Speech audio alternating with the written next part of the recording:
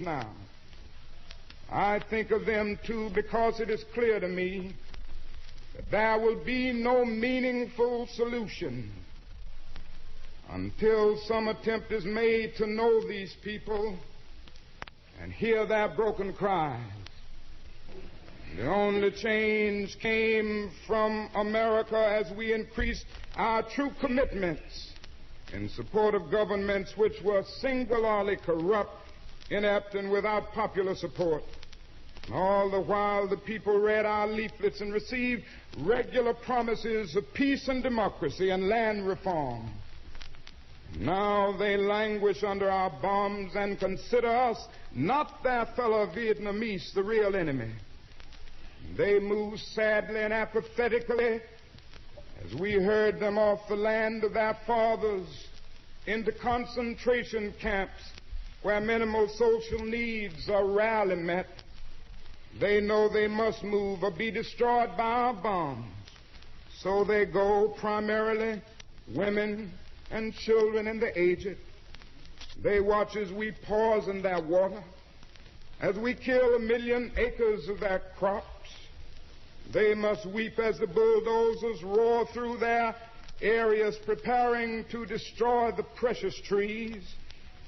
They wander into the towns and see thousands of the children homeless, without clothes, running in packs on the streets like animals.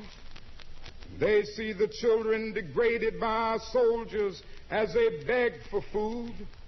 They see the children selling their sisters to our soldiers, soliciting for their mothers. We have destroyed their two most cherished institutions, the family and the village. We have destroyed their land and their crops. We have cooperated in the crushing of the nation's only non-communist revolutionary political force, the United Buddhist Church. This is a role our nation has taken, the role of those who make peaceful revolutions impossible by refusing to give up the privileges and the pleasures that comes from the immense profits of overseas investment. Now, I'm convinced that if we are to get on the right side of the world revolution, we as a nation must undergo a radical revolution of values. We must rapidly begin to shift from a thing-oriented society to a person-oriented society, when machines and computers, profit motives, and property rights are considered more important than people. The giant triplets of racism, militarism, and economic exploitation are incapable of being conquered. A true revolution of values will soon cause us to question the fairness and justice of many of our present policies. On the one hand, we are called to play the Good Samaritan on life's roadside, but that will be only an initial act. One day we must come to see that the whole Jericho road must be changed, so that men and women will not be constantly beaten and robbed as they make their journey on life's highway. True compassion is more than flinging a coin to a beggar.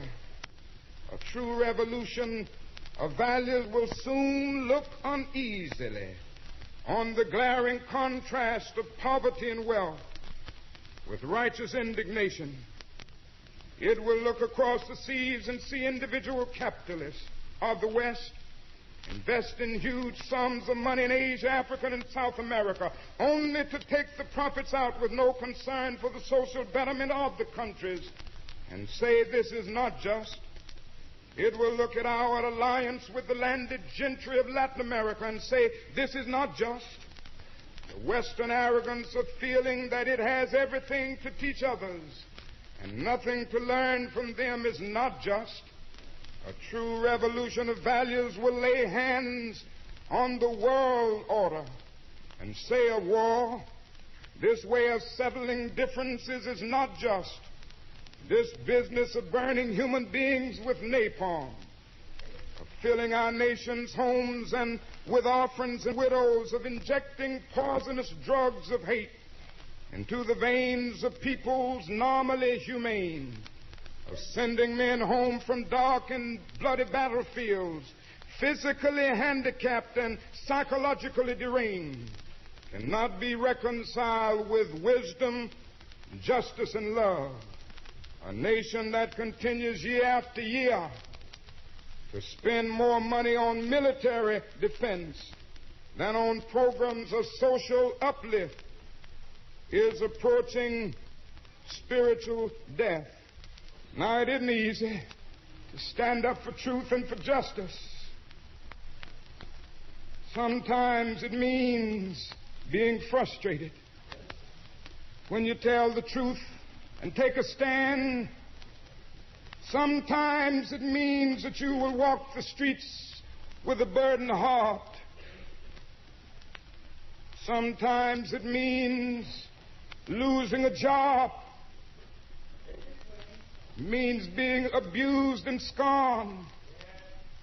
It may mean having a 7 or 8-year-old child asking you, "Daddy, why do you have to go to jail so much?" I've long since learned that to be a follower of Jesus Christ means taking up the cross. And my Bible tells me that Good Friday comes before Easter. Before the crown we wear, there is the cross that we must bear. Let us bear it. Bear it for truth. Bear it for justice. And bear it for peace. Let us go out this morning with that determination. And I have not lost faith. I'm not in despair, because I know that there is a moral order. I haven't lost faith, because the arc of the moral universe is long, but it bends toward justice. I can still sing, "We shall overcome," because Carlyle was right. No lie can live forever. We shall overcome because William Cullen Bryant was right. Truth pressed to earth will rise again. We shall overcome because James Russell Lowell was right. Truth forever on the scaffold, wrong forever on the throne, yet that scaffold sways the future. We shall overcome because the Bible is right. You shall reap what you sow. With this faith, we will be able to hew out of the mountain of despair a stone of hope. With this faith, we will be able to go out and transform the jangling discords of our world into a beautiful symphony of brotherhood. With this faith, we will be able to speed up the day when justice will roll down like waters and righteousness like a mighty stream.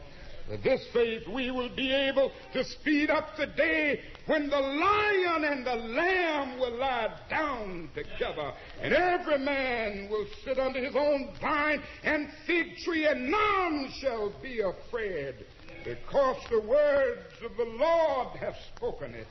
With this faith, we will be able to speed up the day when all over the world we will be able to join hands and sing in the words of the old Negro spiritual, "Free at last, free at last, thank God Almighty, we are free at last." With this faith, we'll sing it as we are getting ready to sing it now. Men will beat their swords into plowshares and their spears into pruning hooks. And nations will not rise up against nations, neither shall they study war anymore.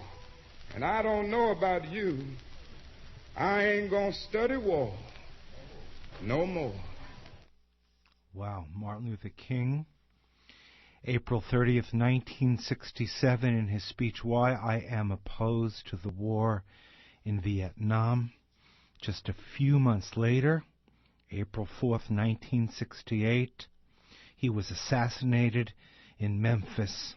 We're going to spend a few minutes talking about this and remembering the vision and seeing if Martin Luther King's vision is being carried forth.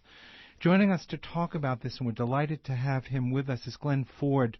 He's the executive editor of the Black Agenda Report, wrote a recent piece giving candidates the MLK test.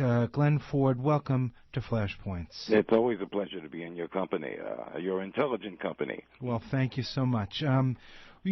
King talked about the triple evils, and you raise this again of militarism, racism, and economic exploitation.